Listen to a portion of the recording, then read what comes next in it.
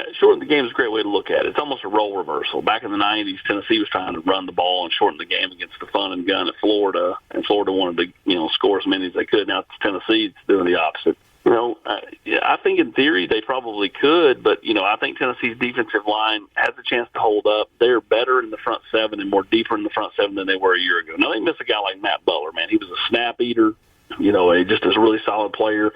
Omari Thomas, 2 weeks ago at Pitt, played about 65 snaps. Now, Rodney, I don't think really wants to play him that much. I think he loves to play him between 45 and 50, which means can he steal 10 to 15 snaps somewhere with somebody?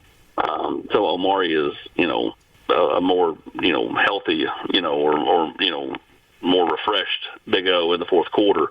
I think that's important. But I think Tennessee's better at linebacker. I mean, Jeremy Banks, Jawan Mitchell, Aaron Beasley. They've got, a nice young freshman, Elijah Herring. Tennessee's just deeper there than they were a year ago. A year ago, the three of us were basically the second, third, and fourth teams at linebacker for Tennessee. And so, me being the fourth team,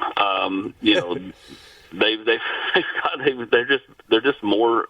They just have so much more depth. I think they can hold up if Florida tries to run right at them. Now, Florida's got some talented tailbacks, and they've not been shy about saying they don't run Anthony Richardson the last few weeks because he's been dinged up, and they can't afford to lose him because they don't have anything behind him. But they can't afford to start 0-2 to Kentucky and Tennessee, right? I mean, those are two teams that Florida traditionally has owned for the last 35 or 40 years.